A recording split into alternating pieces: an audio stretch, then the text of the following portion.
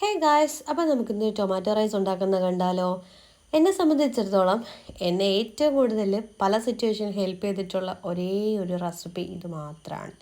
അപ്പോൾ അതിന് ആവശ്യമുള്ള കുറച്ച് സാധനങ്ങളുണ്ട്. അത് നമുക്ക് എന്തൊക്കെയാണെന്ന് കണ്ടാലോ? ആദ്യം നമുക്ക് വേണമെന്ന് വെച്ച് കഴിഞ്ഞാൽ നെയ്യ് വേണം, പിന്നെ തക്കാളി വേണം, അത് കഴിഞ്ഞ് ചെറുതായിരുന്ന സവോള വേണം, ജിഞ്ചർ ഗാർലിക് പേസ്റ്റ് വേണം, പിന്നെ പച്ചമുളക് ചെറുതായിട്ട് അരിഞ്ഞത്, മല്ലിയില, പുതിനയില, പിന്നെ മുളക് പൊടി, മഞ്ഞൾപ്പൊടി, പിന്നെ ചിക്കൻ മസാല, ഇച്ചിരി മട്ടൻ മസാലയും കൂടി ഞാൻ എടുത്തിട്ടുണ്ട്, പിന്നെ ലീഫും വേണം. അത് കഴിഞ്ഞ് നമുക്ക് നേരെ ചട്ടി അടുപ്പത്ത് വെച്ച് കുറച്ച് നെയ്യ് ഒഴിക്കാം. ഞാൻ കൂടുതലും ചട്ടിയിലാണ് ഫുഡൊക്കെ കൂടുതൽ ഉണ്ടാക്കാറുള്ളത്. കാരണം എന്ന് വെച്ച് കഴിഞ്ഞാൽ ചട്ടിയിൽ ഉണ്ടാക്കുന്ന കറികൾക്കൊക്കെ ഒരു പ്രത്യേക ടേസ്റ്റാണല്ലോ. എനിക്കതുകൊണ്ട് ഭയങ്കര ഇഷ്ടമാണ്.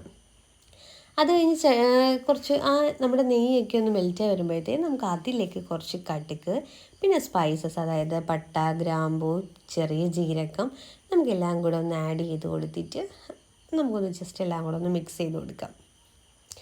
ഞാൻ തിരുവനന്തപുരത്ത് നിന്ന സമയത്തായിരുന്നു ഫുഡിൻ്റെ ഏറ്റവും കൂടുതൽ സ്ട്രഗിൾ ഞാൻ അനുഭവിച്ചിരുന്നത്. കാരണം രാവിലെ എഴുന്നേൽക്കണം, ഡ്യൂട്ടിക്ക് പോകണം, ഫുഡ് ഉണ്ടാക്കണം, ഇതെല്ലാം എന്നെക്കൊണ്ട് മാനേജ് ചെയ്യുന്ന പറ്റുന്ന ഒരു കാര്യമേ അല്ലായിരുന്നു.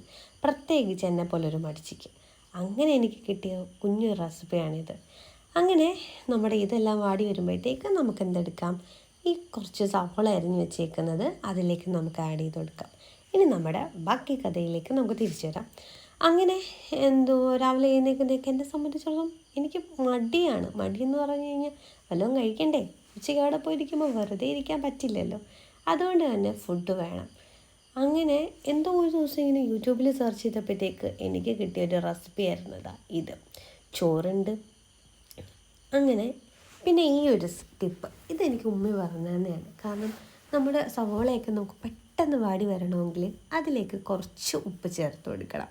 നമുക്കിനി ഉപ്പെല്ലാം കൂടെ ചേർത്തിട്ട് നന്നായിട്ടൊന്ന് മിക്സ് ചെയ്ത് കൊടുക്കാം. അങ്ങനെ ഉള്ളി ഒന്ന് വാടി വരുമ്പോഴത്തേക്ക് അതിലേക്ക് ഈ ഒരു തക്കാളി അരിഞ്ഞതും കൂടെ ചേർത്ത് കൊടുക്കണം. നന്നായിട്ട് നമുക്കിനി ഒരു മിക്സ് ചെയ്യാം. നന്നായിട്ട് ഈ ഉള്ളിയും തക്കാളിയും നന്നായിട്ടൊന്ന് വാടി വരണം. അതിൻ്റെ ആ ഒരു എന്താ പറയുക എന്തോന്ന് പറയും അത് തന്നെ. എന്നിട്ട് നമുക്ക് നന്നായിട്ട് മിക്സ് ചെയ്ത് കൊടുക്കാം. അങ്ങനെ ഏകദേശം ഉള്ളിയും തക്കാളിയൊക്കെ വാടി വന്നിട്ടുണ്ട്. നമുക്കിനി ഇതിലേക്ക് കുറച്ച് മല്ലിയിലയാണ് ചേർത്ത് കൊടുക്കേണ്ടത്. മല്ലിയില ഇഷ്ടമുള്ളവരൊക്കെ ഒന്ന് കമൻറ്റ് ചെയ്യണേ. കാരണം ഞാൻ ഭയങ്കര മല്ലിയില ഫാനാണ്. മല്ലിയില ചേർത്തുള്ള എന്തും എനിക്ക് എൻ്റെ ഫേവറേറ്റ് തന്നെയാണ്.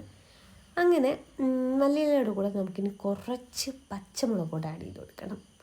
ഒത്തിരി ഒരു എരിവൊന്ന് ബാലൻസ് ചെയ്യാൻ വേണ്ടിയിട്ടാണ്. മുളക് പൊടി നമ്മൾ ഓൾറെഡി ചേർക്കുന്നുണ്ട്, എങ്കിലും പച്ചമുളക് കൂടെ ചേർക്കുന്നതാണ് അതിൻ്റേതായ ഒരു രീതി. അങ്ങനെ എല്ലാം കൂടെ ചേർത്ത് നമുക്കിനി നന്നായിട്ടൊന്ന് വഴറ്റി കൊടുക്കണം. നന്നായിട്ട് വഴണ്ട് വരണം കേട്ടോ. നമുക്കിനി വഴണ്ട് വരുന്നവരെ വെയിറ്റ് ചെയ്യാം. അങ്ങനെ ഏകദേശം ഒന്ന് നന്നായിട്ട് വരണ്ട് വന്നിട്ടുണ്ട്. ഈ ഒരു രീതിയിലാവണം നമ്മുടെ ഉള്ളിയും തക്കാളിയും എല്ലാം ഈ ഒരു പരുവത്തിലായിരിക്കണം. അങ്ങനെ അതിലെല്ലാം വഴണ്ടതിന് ശേഷം നമുക്ക് നമ്മുടെ പൊടികളെല്ലാം ചേർത്ത് കൊടുക്കാം. ഞാനിങ്ങനെ ഓരോന്നോരോന്നായിട്ടല്ല കേട്ടോ ചേർത്ത് കൊടുക്കുന്നത്. എൻ്റെ ഒരു രീതിയിൽ ഞാൻ ഒരുമിച്ചാണ് ചേർത്ത് കൊടുക്കാറുള്ളത്. ഇനി നമുക്കിതെല്ലാം കൂടെ ഒരുമിച്ചൊന്ന് വഴറ്റിയെടുക്കാം. അങ്ങനെ ഏകദേശം ഈ പൊടികളുടെ എല്ലാം ഒരു പച്ച മണമുണ്ടല്ലോ, ആ മണമൊന്ന് മാറി കിട്ടുന്നവരെ നമുക്ക് വഴറ്റിയെടുക്കണം. ഞാൻ ഈ കയ്യിലാണ് എൻ്റെ ഫോൺ പിടിച്ചത് കൊണ്ടാണ് കേട്ടോ ഈ വീഡിയോ എടുക്കുമ്പോൾ ചെറിയൊരു ഷേക്കും കാര്യങ്ങളൊക്കെ വരുന്നത്. അടുത്ത വീഡിയോ നമുക്കത് സെറ്റാക്കാം. അങ്ങനെ ഒരു ഏകദേശമൊക്കെ പൊടിയൊക്കെ നന്നായിട്ടൊന്ന് മിക്സ് ആയിട്ടുണ്ട്. ഏകദേശം പച്ചമണമൊക്കെ മാറി വരുന്നുണ്ട്. അങ്ങനെ നമുക്കിനി അതൊന്ന് ജസ്റ്റ് ഒന്ന് എപ്പോഴും അങ്ങ് ഇളക്കി കൊടുക്കാതെ കുറച്ചൊന്ന് അത് തനിയെ ആ ഒരു എണ്ണയൊക്കെ നന്നായിട്ടൊന്ന് ഇറങ്ങി വരട്ടെ. ഈ ഒരു പരുവത്തിലായതിനു ശേഷം നമുക്കതിലേക്ക് കുറച്ച് ജിഞ്ചർ ഗാർലിക് പേസ്റ്റ് ചേർത്ത് കൊടുക്കണം. ജിഞ്ചർ ഗാർലിക് പേസ്റ്റ് ആണ് ഇതിൻ്റെ ഏറ്റവും കൂടുതൽ ഹൈലൈറ്റ് ചെയ്ത് നിൽക്കുന്ന സാധനം എന്ന് പറയുന്നത്. അതുകൊണ്ട് നമുക്ക് ഒരുപാടൊന്നും വേണ്ട, ഒരു കുറച്ച് ഇത്രയും മാത്രം മതി. ഞാൻ അങ്ങനെ രണ്ടും കൂടെ ഈ ഒരു പാക്കറ്റിൽ കിട്ടുന്നതാണ്. ഞാനങ്ങനെ പൊതുവേ ജിഞ്ചർ വേറെ ഗാർലിക് വേറെ അങ്ങനെയായിട്ട് യൂസ് ചെയ്യാറില്ല. രണ്ടും ഞാൻ ഒരുമിച്ചാണ് യൂസ് ചെയ്യാറ്. പിന്നെ അതിലേക്ക് നമുക്ക് കുറച്ച് ടൊമാറ്റോ ജ്യൂസ് ചേർത്ത് കൊടുക്കാം. ഞാൻ തക്കാളി ഓൾറെഡി കട്ട് ചെയ്ത് ചേർത്ത് കൊടുത്തിട്ടുണ്ട്. അതിൻ്റെ കൂടെ ഒരു ചെറിയൊരു കപ്പ് തക്കാളിയുടെ ജ്യൂസും കൂടെ ചേർത്ത് കൊടുക്കണം. അതെന്തിനാന്ന് വെച്ച് കഴിഞ്ഞാൽ നമ്മൾ ഇതിനകത്ത് അങ്ങനെ വെള്ളമൊന്നും നമ്മൾ ചേർത്ത് കൊടുക്കാറില്ല. ആ ഒരു ഗ്രേവി കിട്ടാൻ വേണ്ടിയിട്ടാണ് നമ്മൾ ആ ടൊമാറ്റോയുടെ ആ ഒരു ഓർഡറോട് ചേർത്ത് കൊടുക്കുന്നത്. അങ്ങനെ ഏകദേശം ഒന്ന് ഇതായി വരുമ്പോഴത്തേക്ക് ഇത്തിരി ഉപ്പും കൂടെ ഞാൻ ചേർത്ത് കൊടുക്കുന്നുണ്ട്. കാരണം ആദ്യം സവോള വഴണ്ട് വരാനുള്ള ഉപ്പ് മാത്രമേ ഞാൻ അതിൽ ചേർത്ത് കൊടുത്തിട്ടുള്ളായിരുന്നു. പിന്നെ നമ്മുടെ കറിക്ക് ഏകദേശം ഒരു ഈ ഒരു പരുവത്തിലെത്തുമ്പോൾ ഒരു ഇത്തിരി ഉപ്പും കൂടെ ചേർത്ത് കൊടുക്കണം. കാരണം എങ്കിലേ നമ്മുടെ ടൊമാറ്റോ റൈസിനുള്ള കറക്റ്റ് ഉപ്പ് നമുക്ക് കിട്ടത്തുള്ളൂ. അങ്ങനെ ഈ ഒരു പരുവാകുമ്പോഴത്തേക്ക് നമുക്ക് നമ്മുടെ ചോറ് ആഡ് ചെയ്ത് കൊടുക്കാം.